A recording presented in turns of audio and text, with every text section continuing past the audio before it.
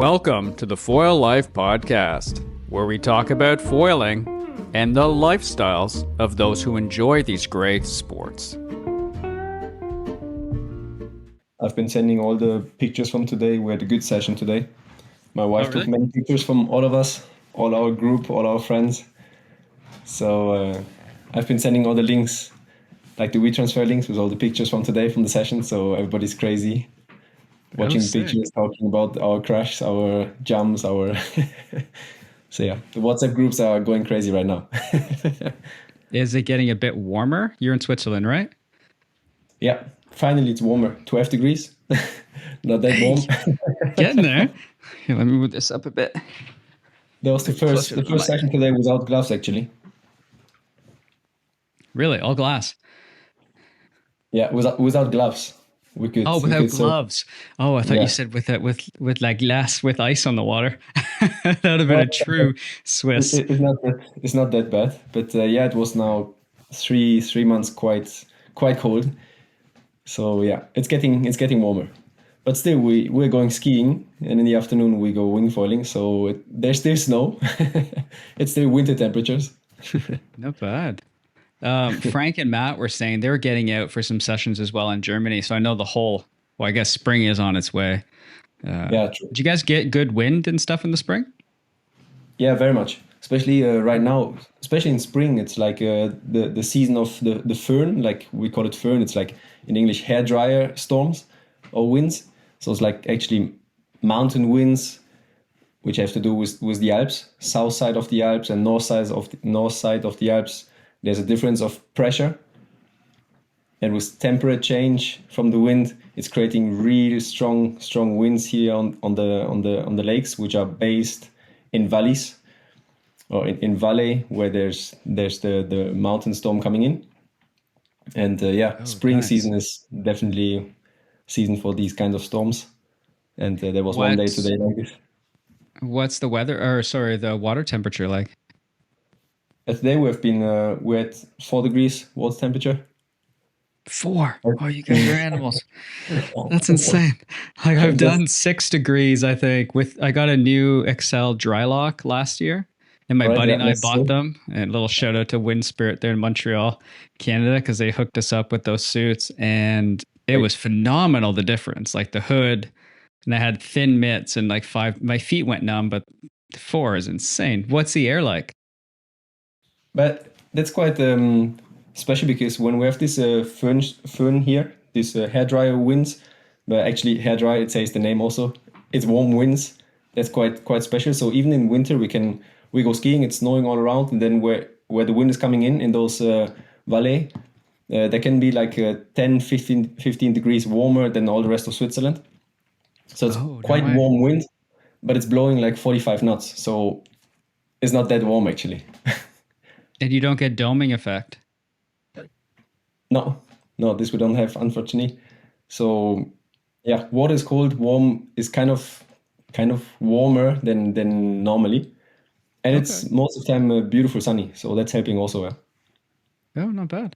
So I see some nice boards back there for people just listening in on audio. He's a very nice little studio you got going on there. How did this whole wind journey start for you? That's my foil life studio, right? Awesome. My foil journey, but actually I started. I'm born in Germany, and quite normal. Nearly every German guy is starting to play soccer, right?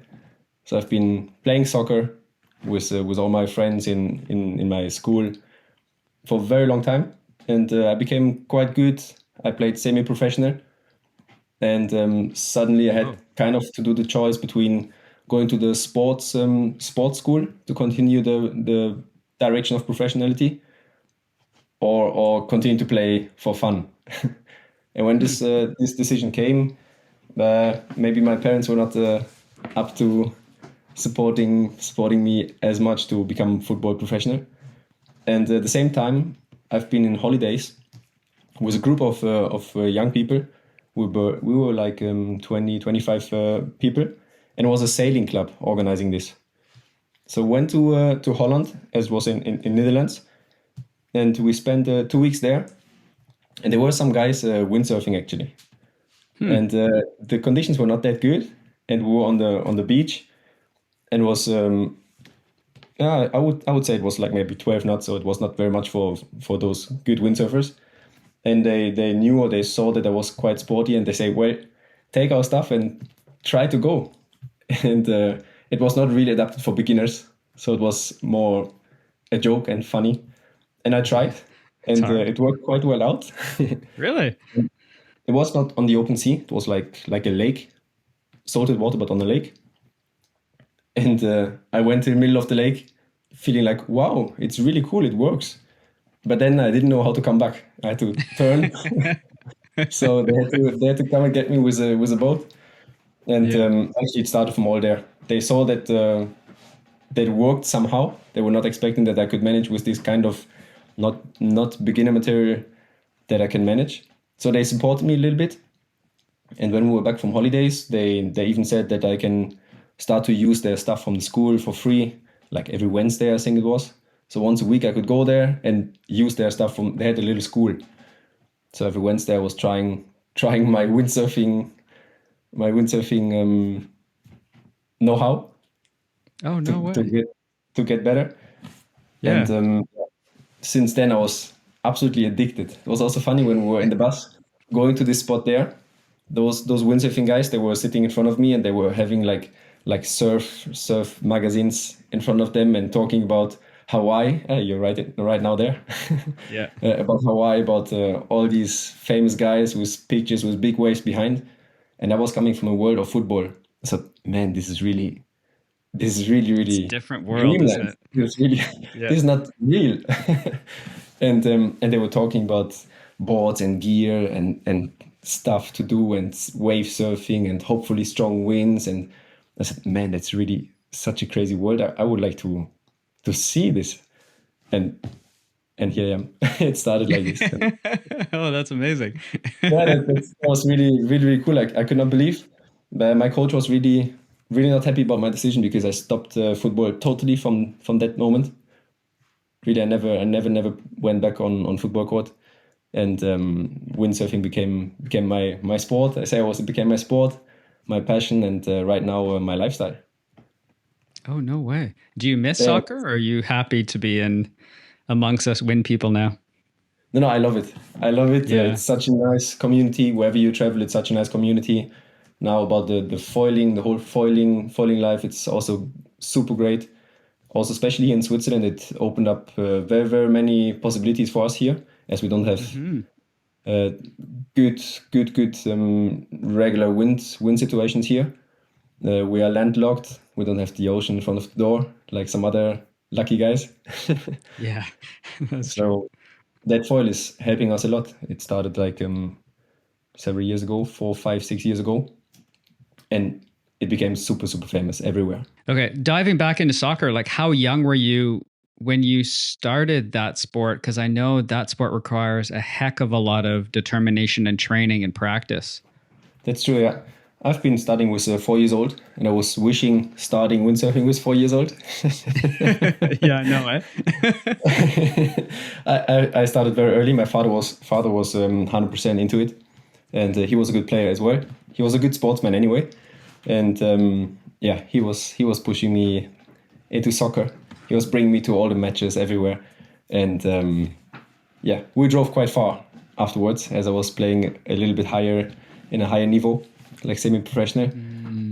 Yeah. And I started with 4 years old, and like you say, we spent a lot of time on the soccer field. Yeah. Oh, yeah. There's a lot of time on the what is it called? Is it a pitch? Soccer pitch? Yeah. Like what's the it's a pitch, right? All right. So from soccer, then boom, you head into windsurfing. And what was the most captivating? The speed, the amount of focus you had to do? Was it the community? But first of all, I think what really touched me or really impressed me was this different world, these pictures, this lifestyle, this surfing, which is absolutely not normal in our region, because you're thinking about in Hawaii, it's some Hawaii stuff, some ocean stuff, right. And we were so far away. We were not far away from the ocean as well. I was living in the west part of Germany, very close to the Dutch border. So we had like 2 hours to the ocean. And that's why we also drove afterwards when I became better. We drove every weekend to the ocean there, even if it was for one day, like 6 o'clock in the morning session. Most of the time it was raining, like horizontal. It was all this rain. It was all this Yeah, wind. that sounds about right. And then in the evening, back home again. We did this quite often. But still the lifestyle was not normal for our region. And actually, I just go one step further because I became so addicted and crazy about this sport that I wanted to do everything to surf more often. I had to go to school. I started education. An education, and I didn't have that much free time, kind of. And every time that you have free time, there's no wind, right? So so it was a bit tricky. And then I was signing up in this club where I started to windsurf, and we had like a little lake. It's like an artificial lake, It's like made by human to dig for sand, and afterwards it creates a lake. I would say it's more a pond, very small lake. So you make like you're training very good your jibes, as you have to turn around quite often. And the wind is really, really, really gusty and really shifty. So it was quite tricky conditions. But yeah, as I said, we drove then to the Dutch beaches and trained there very often.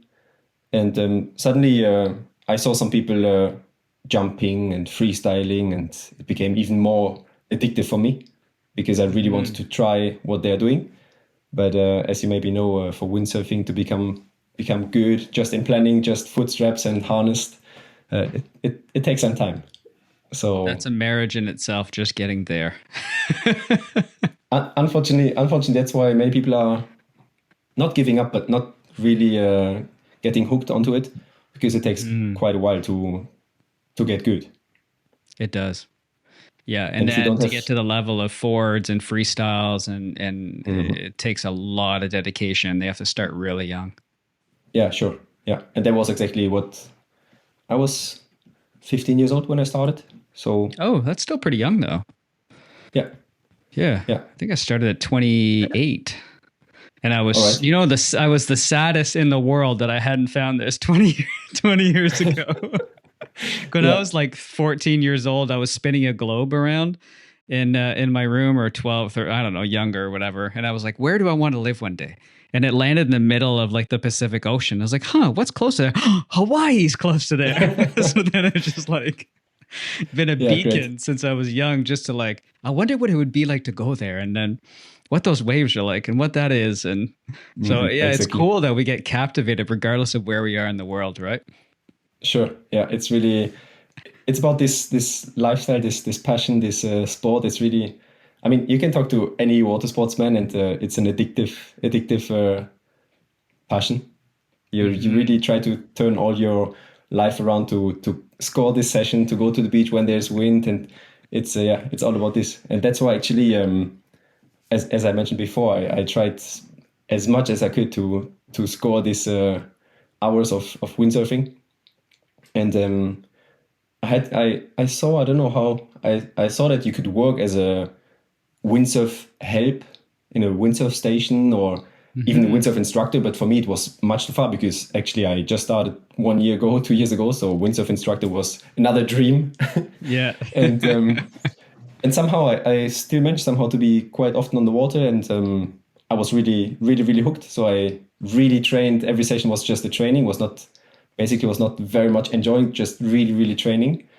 And when I finished school, I had like 2-3 months off, because I decided to go further on, to go to university. And between this time, I had 2-3 months off, and I applied by luck to a windsurfing station in Greece. Like, I want to become a windsurf instructor. It's cool. I want to work on the beach. I want to windsurf all day long. And it worked out. They said, okay, you can start. We need help, support in the high season. It's like from June to August, September. And we are always happy about motivated, sporty people. So you can come over. And how was that experience? That was the best decision in my life. That was the best decision in my life. And when I talked about it to my parents, especially to my grandparents, my grandfather was saying like, man, this guy, he's watching too much TV. What kind of ideas he has now? Windsurf instructor.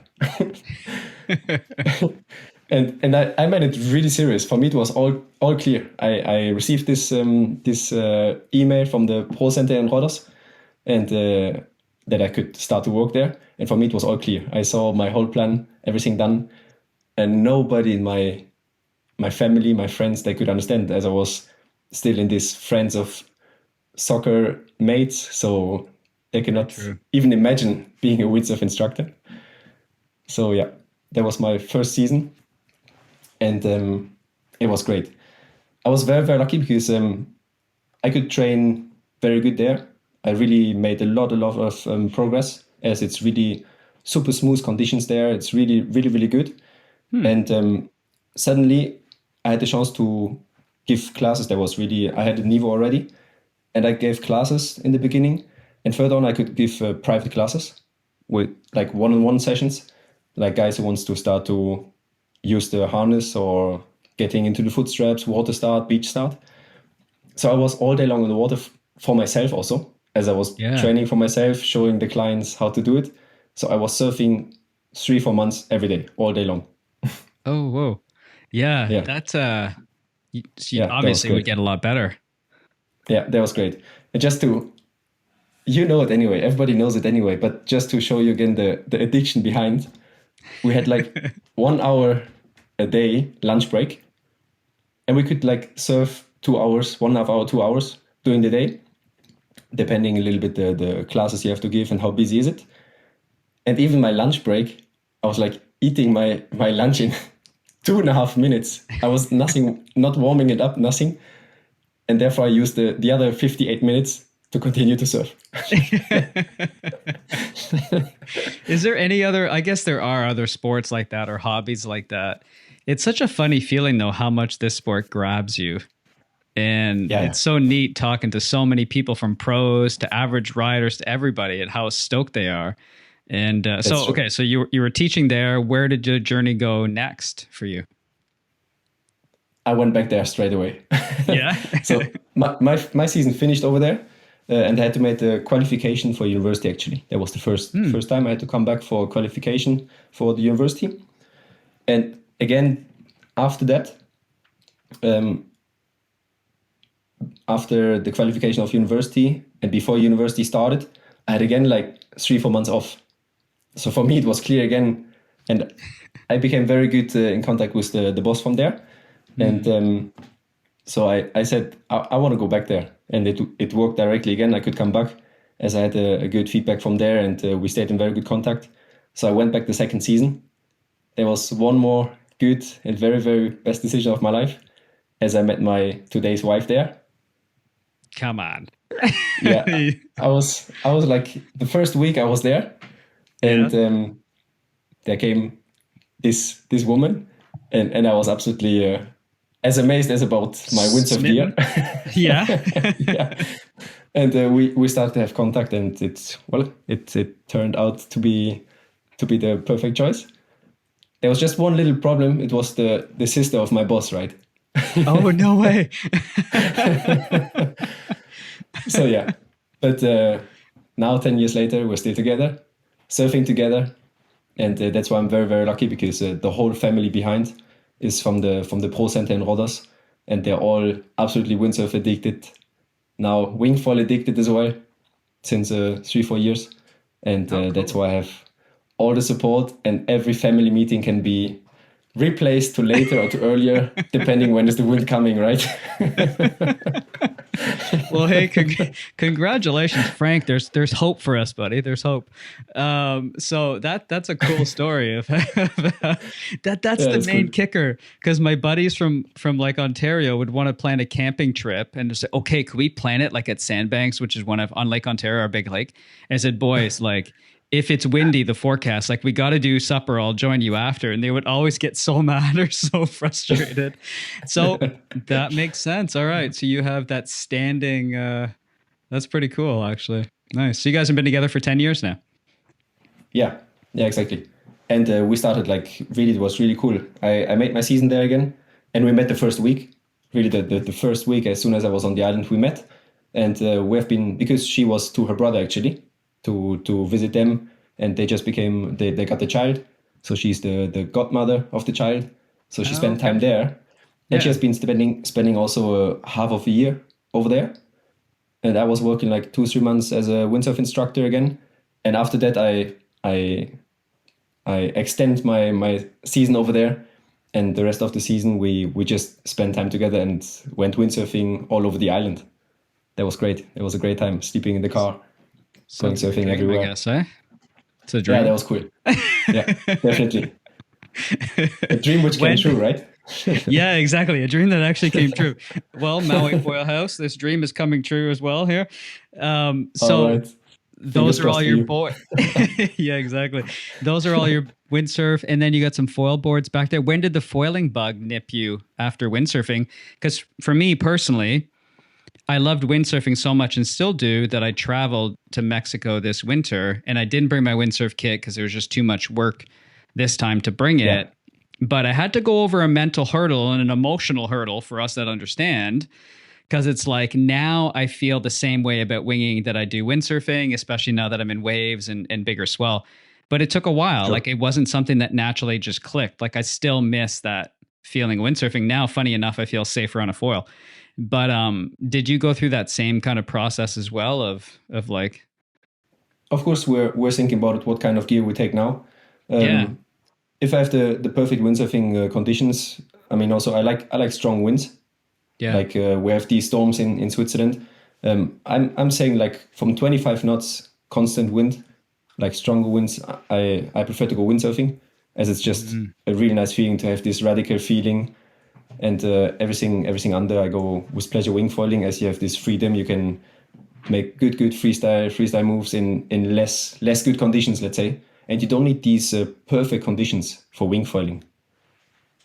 That's true. Windsurfing, there must be many things fitting together to have a really great session. And like today also, when we were on the water, it was quite gusty, as we tried a very new spot. And this lake is not that famous for having wind, but the storm was so strong today that it even came up to this lake. And it was great. A beautiful scenery, really, in between mountains. The water was like, I will share some content after. Yeah. The water was really... Add it to the video. Yeah, all right. The water was not transparent. It was like colored and really like light blue, totally light blue, as it was coming from the mountains, from the glacier. So it was really impressive. And the wind was quite gusty and also a bit shifty. But with wing foiling, you still have fun. Yeah. Oh, yeah. Yeah, that was really good. What's your favorite? What are you riding? Ensis back there? And I see... What else do I see back there? Ensis and MB Boards. So I'm on my Ensis foils right now, MB Boards. And yeah, the Ensis wings, of course. And yeah, I love it. Are those the new foils that just got released from Ensis? Yeah, right. Yeah, exactly. Oh, sick. Yeah, they just published them. I've been on a prototype right now for 2-3 months, and I couldn't wait to have the official Ensis coming out with all the stickers, because I've been riding a black foil, right? It's not good for the pictures. You don't see any name on it. People were asking, "What is it? What we haven't seen it," and yeah, it's great. You know, this new, I mean, there are several companies doing it now, this front wing directly with the fuselage integrated. Like, and that's really, really, really good. I love it. That's the monoblock. Ultra light, exactly. Ultra stiff, yeah. Now, going back to school, what did you end up taking? Sorry? What did you end up taking at school, university? I'm a wood engineer. So I've been a carpenter, making an education as a carpenter, totally normal. And after, I've been deciding to go back to university to become an engineer, and I'm specialized in wood constructions. Oh, interesting. Okay. Yeah, and that's very well known in Switzerland, as we have so much wood constructions, even big bridges, many tall houses, really skyscrapers in wood. And that's a great possibility here in Switzerland. Oh, no way. So then that tied into what kind of opportunities opened up because of your education then in the wind world? Yeah, actually, when I met my wife, she's from Switzerland, and we've been spending some time, some 2 3 years in Germany together. I finished my studies, and then we came back together to Switzerland, as she's from here, as I've good working possibilities here with wood constructions in Switzerland, and as she showed me some lakes around. She's from the lake, so Okay. her home spot is like on the lake of Neuchâtel. It's in the west part of Switzerland. It's a beautiful lake. And when we've been visiting this lake the first time, I've been imagining directly when there's wind coming from the north, from the south, from the how it could be. And actually, I think just several days, a couple of days later, it was one of these days coming. I had no gear, so I borrowed the gear from her father, and it was absolutely great. For me, it was like surfing on the ocean, as I was starting to do water sports on such a small lake in Germany. So those lakes here, they're like an ocean. And as you see also right now with these downwinders, there's amazing many people doing downwinders here in Switzerland now, as the wind is really creating some really nice waves. We can also add some pictures on afterwards. It was in 2023. We had one of the strongest northeast wind. It's called the Bees. Since ever, like with 110 kilometers an hour, and it created like no lie 3 meter waves, breaking waves on the lake. Whoa. Yeah, That's impressive. That's insane. Yeah. Yeah, that's like Lake Ontario stuff. Yeah, that's really great. So when I saw this, I was even more motivated coming here. And 2 3 years after we moved here, and now we're based here since 9 years. Oh, beautiful. And then, so did you end up riding for brands or kind of get some rider contracts or sponsorships or anything? Yeah, I was actually, it started a little bit different because I was windsurfing, and as the conditions were not always perfect, you are not spending that much time on the water. Especially I had to work always, so I was not that flexible yet. And first of all, I was lucky. I've been getting a contract which is flexible, so kind of I'm off if there's wind. Yep. So that's really good. Well, if there's good. wind, I'm at 5 o'clock in the morning in the office. So I'm making my hours, but I'm definitely off when there's wind. And for me, the whole niveau of bigger windsurf or better wing foil or water sportsman is it got with the foil, because the foil came out, and I've seen several people on the water. Balz and Michi, they're friends of mine, so they've been with this windsurf foil on the water. And first of all, honestly, I must say I thought it was like a marketing thing that they can sell more stuff even. But then I saw that those guys, they go out on 12 knots, 13 knots, jumping around with this windsurf foil gear. I said, man, and me, I'm waiting for my 20 knots to have fun. That's really, they score many more sessions than me. That's absolutely not possible. And I've been lucky. I got some used material, like just to try it out. I got it quite cheap, and I said, okay, I will give it a try, because I cannot stand on the beach seeing those people with their foils, and I have to wait for more wind. So I got this. It was that time. It was a slingshot Wizard, and I started to windsurf foil, and I liked it very much, as you could also jump around, and you really enjoyed the small wind sessions, which were really fun. And that's how I scored many. I doubled my time on the water, like everybody with the foil. You're doubling the time, or even more. And I became better. I think that's logical, because you spend much more time on the water. And then 2 years after, this wing foil came out, and I said, oh man, new stuff again. And but I saw that when I tried it, actually, I had such a nice feeling, because it was not anymore connected to the board. So it was feeling much more free, much more, you could do much more moves. And I loved it very much. So at that time, I gave up the windsurf foil, actually. I'm still doing a little bit, but I'm really focused now on wing foil. And as I also became quite quick better there, I had the chance to work together with a sports shop here. Hmm. So he was searching like shop riders. So we had like a discount for gear. And that was a perfect occasion for me, as I had only one foil, like a basic, what I can use all the time.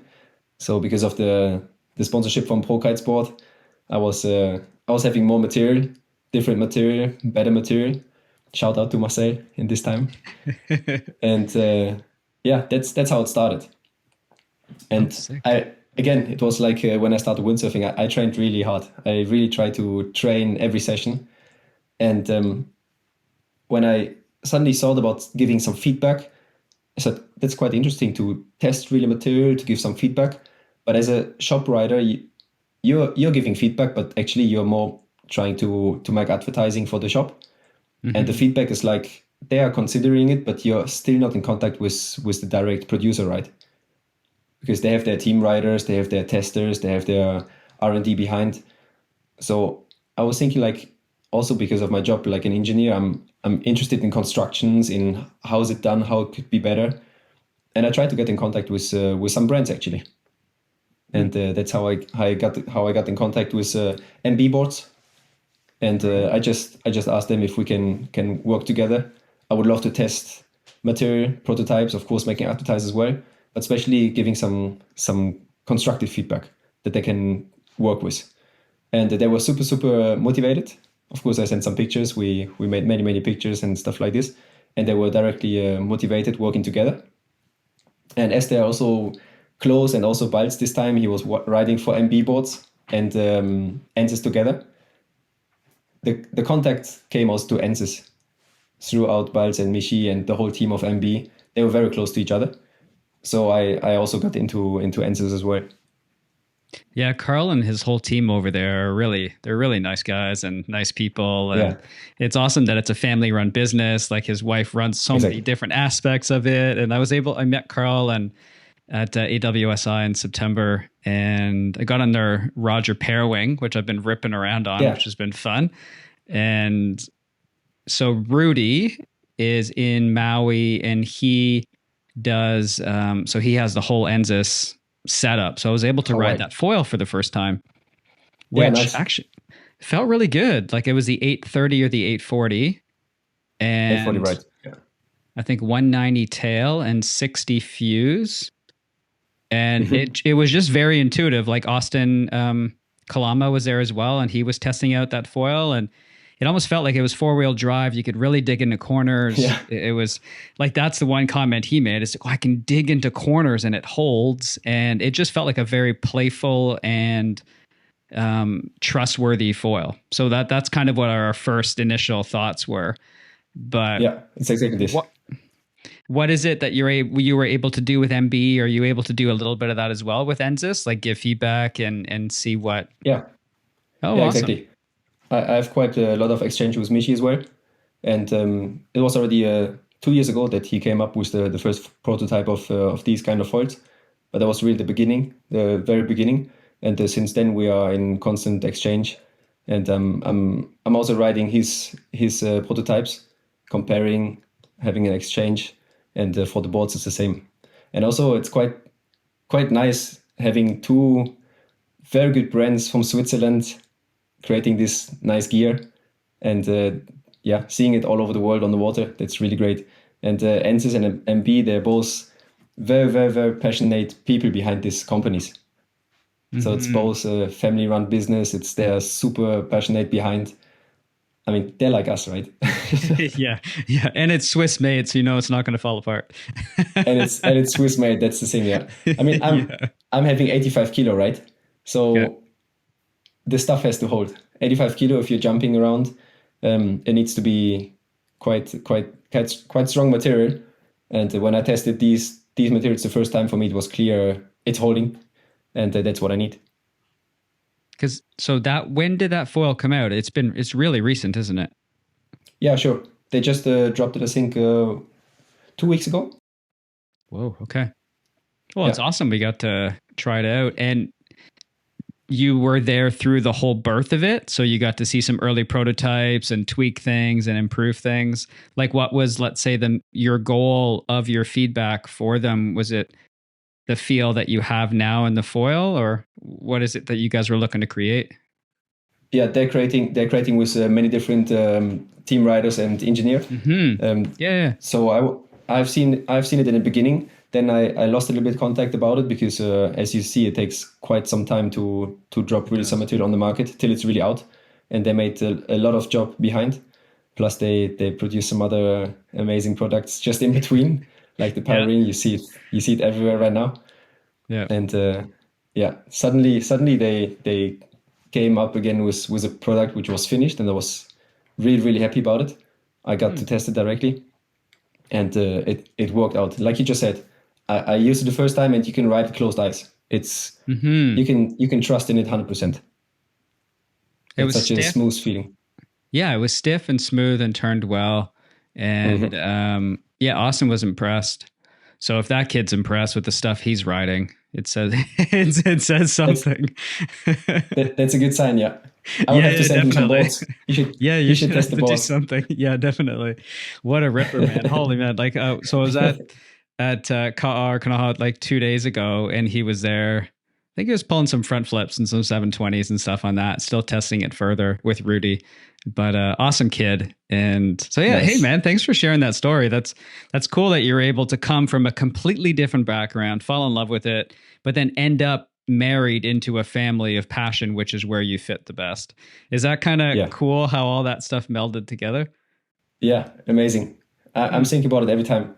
And it's really amazing, especially also this kind of water sports. Maybe now it's changing a little bit, but the water sports scene, it's quite difficult to start as a young kid. I mean, most of the time, the parents, the brothers, the uncle, whoever in the family is into it. And he's trying, because they're all passionate, so he's trying, some of these people, they're trying to give it further to the kids, to the whoever. So if you're coming from a family which is not really into water sports, it's quite tricky to start actually. First of all, you need to have a good area where to do it. You have to have all the material, especially when you're young. You have to have somebody who's bringing you to the spot all the time with all the gear. So that's quite tricky to start. And yeah, I think we can see it quite well that even if there's no passion behind, no help behind, no family behind who's doing the same sport, it's still possible. Yeah. Yeah, there's something about that driving force in life that sometimes take you to places, because let's say a pro soccer player, for example, if you had made it pro, like, were you concerned about the lifestyle change? Obviously, because that could have been fairly lucrative if you had gone that way. Not that engineer isn't an amazing career either, but did you ever have that thought later of what life could have been, or did that not even come into play? I was thinking about it a few times, but honestly, there's so many people trying it, first of all, and so many people not managing it. So there's still a huge amount of effort to put in. So no, I haven't really regret or thought about it, as I was really happy about my decision going into the water sports life. Sorry, I'm just plugging in my laptop. Aha, we're good to go. I got the low battery warning, so I better throw that thing on there. So no regrets about entering into windsurf life. Where have you gotten the opportunity to travel to? Have you seen some exciting lakes or places around the world? Definitely, yeah. We have been making a super nice trip without foil. It was windsurfing trip this time. It was like 7 years ago in Brazil. We went to Brazil for 1.5 months, and actually we went, like you said, it's quite a lot of stuff to take with for windsurfing. So we took my gear. I had 2 double board bags, and my wife had 2 double board bags, plus our normal luggage, and we arrived in Fortaleza. Sounds about right. Yeah, and we rented a huge pickup over there, and we just traveled along the coast direction of Jerry, and even further. So we made, all in all, go and come back 4,000 kilometers in Brazil on the beach. So we're really driving on the sand, 4,000 kilometers. And we just stopped where waves and wind were looking good. Seriously? That was a really nice trip. So gas stations were, because Jerry and all that whole area is all sand, correct? So, but I didn't realize that you could drive that long on. Yeah, very long. You just have to check a little bit with high and low tide. Sometimes you have to go a bit back in. And we didn't reserve any area to sleep. We just drove from one little fishing village to the other, all the way up. We went even to the Amazonas after. We took another flight to visit one week the Amazonas from Sao Luis. And after we went back from Sao Luis all the way to Fortaleza, just again stopped on the best spots we had the three first weeks on the way up. How un-European and organized an engineer of you. That's quite nice to separate private life and job. I can imagine. Because they're my cousin-in-law, whatever, the guy that's married to my cousin in Quebec there, he's an engineer, and you can just tell like how broken down things have to be because you actually get to put things together. So it's not just these wild ideas or these kind of feelings, it's actual stuff. So it's cool to be able to tap into both those aspects of your personality. Yeah, that's true. But I'm really doing it really that way, that private and professional life is a totally different style. Yeah, that's fair. That's fair. Where do you see foil going? Because you're behind the scenes a little bit. Do you see anything? I know you can't talk about anything that you guys have in development or anything else, but have you gotten the opportunity to try pair winging? What were your first impressions of that? Honestly, I haven't tried yet. Okay. I haven't tried yet as it's quite recent. I know there's many people behind it. I thought I was giving it some more time because it's so quickly the development. It's coming so different ideas out, and it's by far the whole foil sport is not at the end. It's going to be a whole huge change. We have some nice announcements which are hopefully popping out soon, or cool. Ensis wise or MB wise. Looking very forward for all this. But the foil journey is by far not at the end, and especially. It's very nice to talk about this, even if we're here in Switzerland, not on the ocean, because if it's always like the development stuff is always coming from Hawaii, from Maui, the stuff where we can even not think about it always coming from there. But it's really nice to know that we are actually here in Switzerland such a huge community, and having the companies also which are really creating this future water sports life. So it's really a pleasure to have this kind of possibilities here in Switzerland. Yeah. Yeah, I can imagine. Have you gotten into pump foiling, e-foiling, wake, all that kind of thing? Yeah, sure. Yeah, pump foiling is in the summer a huge community. That's also super interesting, as there's many different people coming together, or the windsurfers, kite surfers, wakeboarders, whatever, or just people who wants to try it. You don't need to wait for wind. You just see it on the beautiful day on the beach, on the lake, and you see some people hopping on these pump foil boards. So people are curious. And I want to try. I mean, it looks quite funny the first tries, even it did to me. It looks really funny when people are starting. But there's many people starting this pump foil, and on my home spot we have a huge community of pump foiling. Also here, big WhatsApp groups with many pump foilers, very active, very into it, trying to get in contact with the government. Sorry, to get in contact with the government to create new docks, to build up new docks, getting the allowedness to make even on the rivers some docks that you can go pump foiling in the city center in Bern, for example. So yeah, there's also a huge community behind, and I'm loving it as well. It's a real nice summer activity. How big do you see that getting? Do you see it getting as big as stand-up paddleboarding, for example, or other kind of things that have been extremely big? I would say stand-up paddling is in Switzerland anyway not that big. It's like a fun sport also in the summer. Stand-up paddling to you guys is definitely much bigger, especially in waves, and it's really a huge community.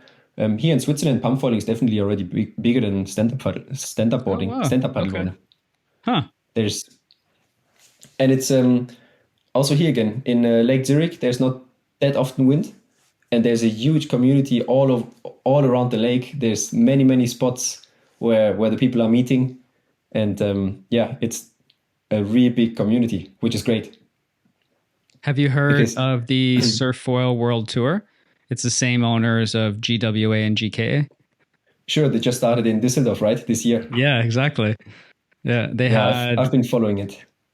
They had one event in Pensacola, Florida, which we were at, which was really cool to see. And then they just had, then they're in Cabo Verde, just wrapped up actually, I think. So I'm curious to see how big, because you got wake foil in that, you got downwind, pump, and then e-foil. Yeah, e-foil. Have you tried e-foiling before? I've tried it. Yeah, it's quite funny. Unfortunately, in Switzerland, it's not allowed yet. Oh, okay. Let's see. But in Switzerland, you're not allowed to equip a board or a boat which is no longer than 2 meters with a motor, actually. So there's still some restrictions here. We're not allowed to really use e-foil. Apart if you have some demo days, then they get like access to the lake, that they permit. Yeah. So, and here I've been trying it. It's quite fun. And also there's many people doing it here as they are training in France. They just cross the border, going to France on the lake, and they're training there. Oh, all right. I saw them racing in Florida, and it looked fun. It just looked like this ripping little go-kart that you can play on the water with. It looks super cool. I was wondering if it was going to captivate like the motor crowd that love racing and all that kind of stuff, whether it would draw them in or not. Yeah. Have you tried it there? No, not yet. We didn't get the opportunity, but yeah, next time. It's quite nice for people who are anywhere already, pump foiling, wing foiling, windsurf foiling, whatever. It's quite quick to get up, actually. It's quite nice. It's a cool feeling. I've been trying it also in Cabarete last year.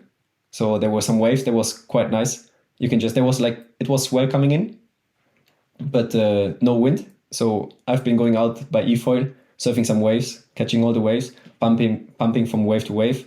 And suddenly if you drop, you just start again by e-foil and you catch some new waves. That's quite cool, yeah.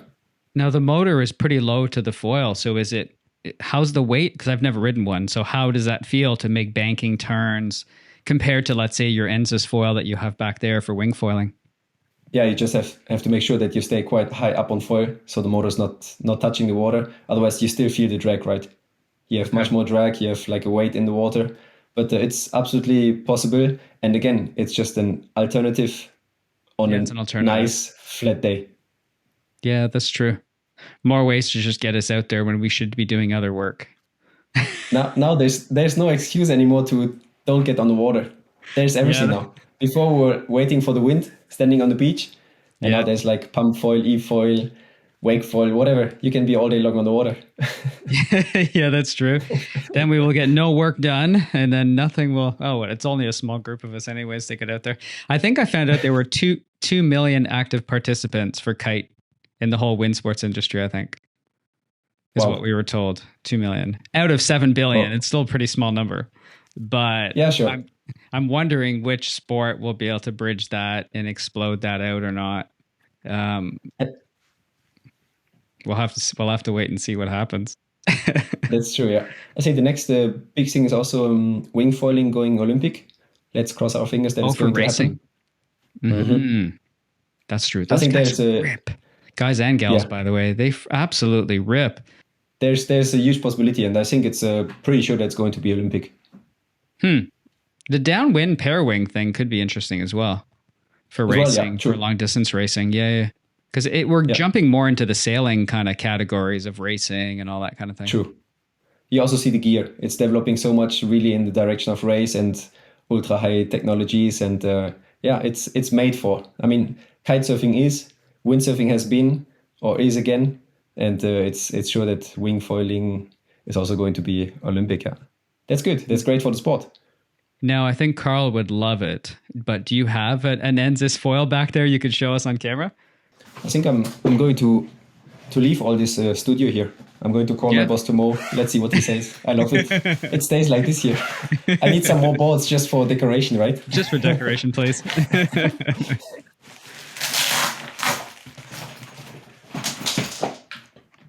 Okay, you see how much I take care of it? There's still the protection on.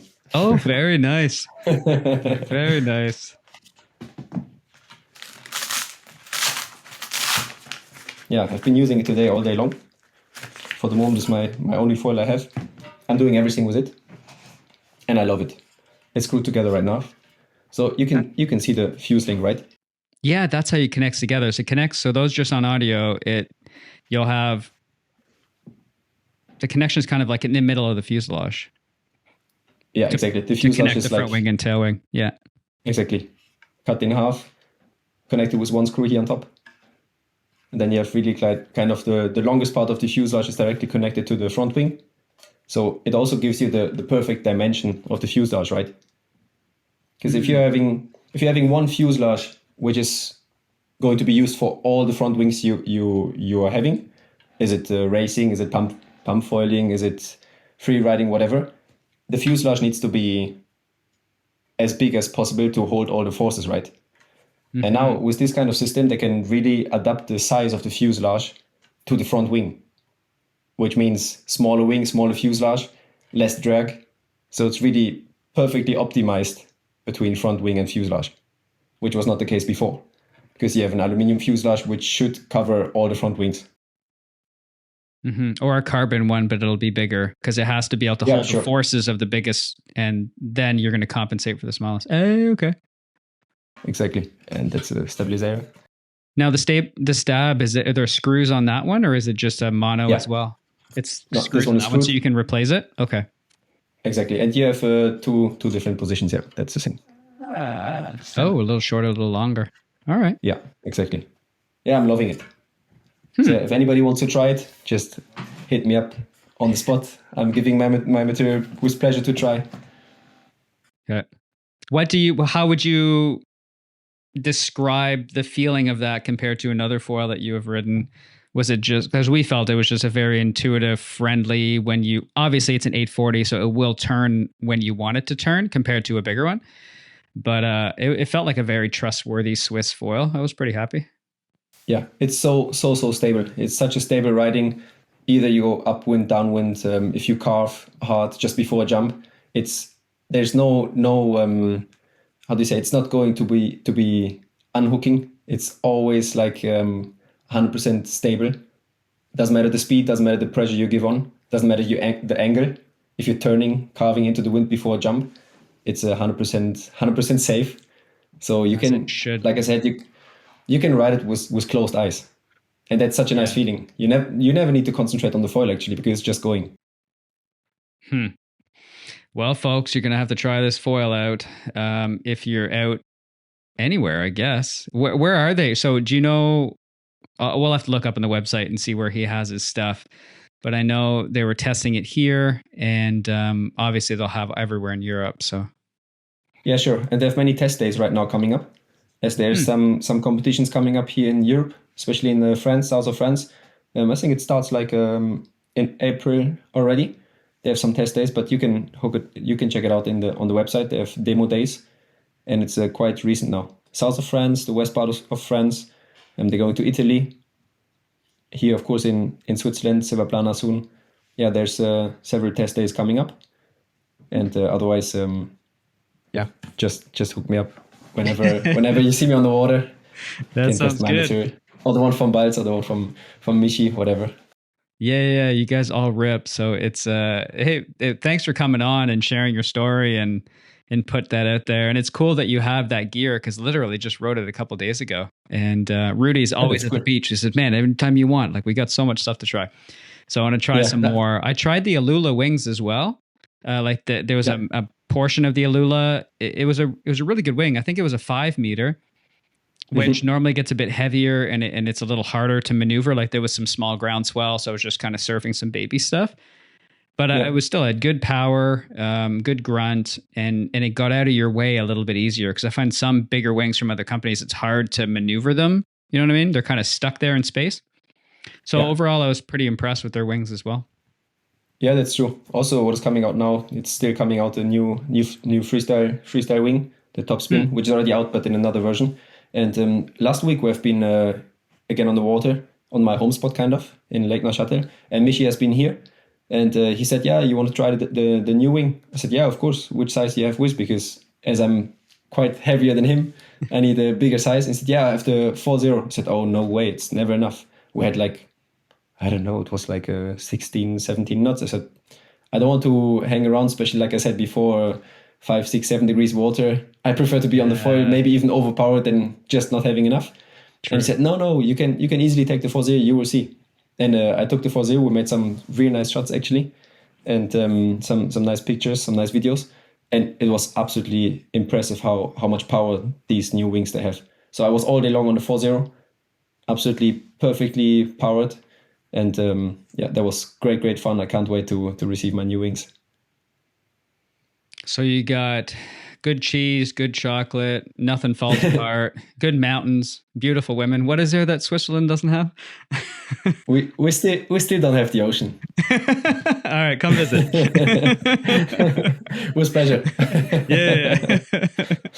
Well, hey man, thanks for coming on. It was a blast to get to know you a little bit more. And if there's people looking to follow you on Instagram or get to know you or reach out for demo days in your area, what's the easiest way? Sure. Just by Instagram, it's surf.flow, FLOOW. Yep.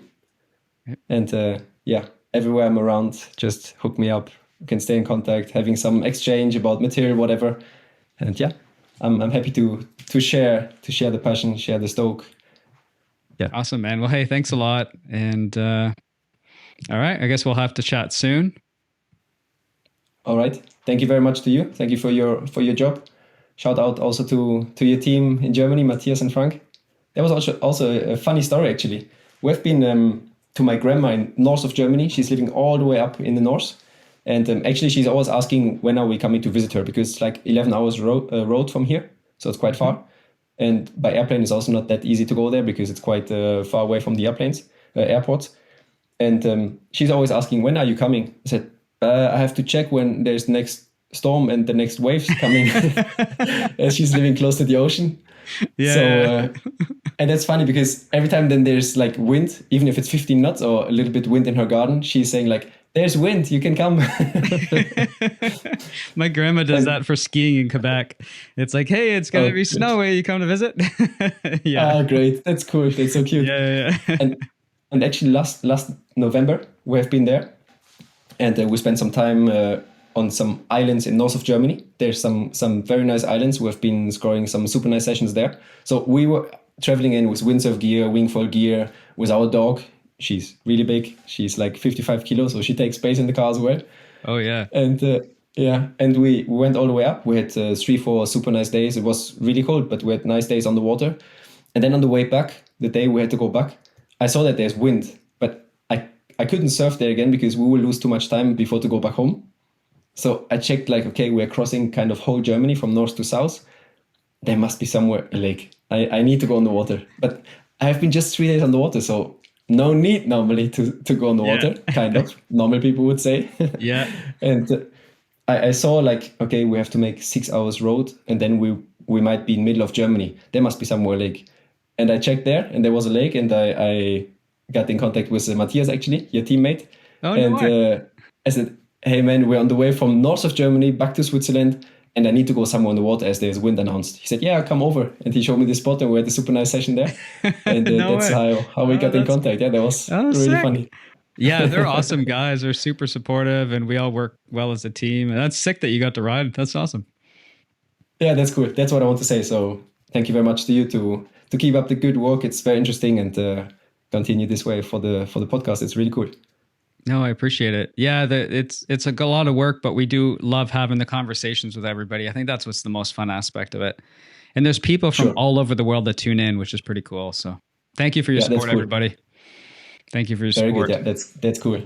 Pro or weekend fighter, it's really cool. Everybody's here. That's true. All right, Flo. Hey, thanks, man. And bye, everybody. We'll see you in the next one. Enjoy.